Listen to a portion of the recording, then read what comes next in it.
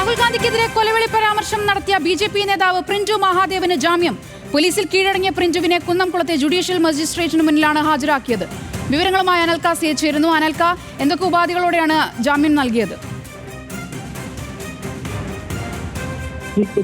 കൊലവിളി പരാമർശം നടത്തിയ ബി.ജെ.പി. വക്താവ് പ്രിൻറ്റു മഹാദേവന് ഇപ്പോൾ കോടതി ജാമ്യം അനുവദിച്ചിരിക്കുന്നു.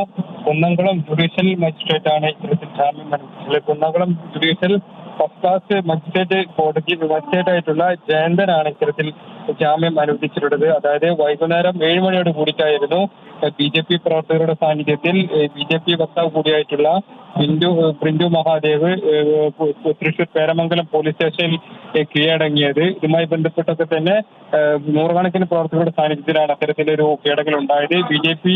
നേതാക്കളുടെയൊക്കെ നിർദ്ദേശപ്രകാരമാണ് ഇത്തരത്തിലൊരു കീഴടങ്ങൽ ഉണ്ടായത്. അതിനുശേഷം വൈദ്യപരിശോധനകൾക്ക് ശേഷമായിരുന്നു കുന്നംകുളത്തെ ജുഡീഷ്യൽ മജിസ്ട്രേറ്റിന്റെ വീട്ടിൽ ഹാജരാക്കിയത്. അതിനുശേഷമാണ് ഇത്തരത്തിൽ ഉപാധികളോടെ പ്രിൻറ്റു മഹാദേവിനെ ജാമ്യം അനുവദിച്ചിരിക്കുന്നത്. നിയമസഭയിലടക്കം വലിയ വിഷയമായിരുന്നു ഈ രാഹുൽ ഗാന്ധിക്കെതിരെയുള്ള കൊലവിളി പ്രസംഗത്തിൽ പോലീസ് ഈ പ്രിൻറ്റുവിനെ കസ്റ്റഡിയിൽ എടുക്കാത്തതൊക്കെ തന്നെ വലിയ രീതിയിൽ വിവാദമായിരുന്നു. ആ ഘട്ടത്തിലാണ് പ്രിൻറ്റു പേരമംഗലം പോലീസ്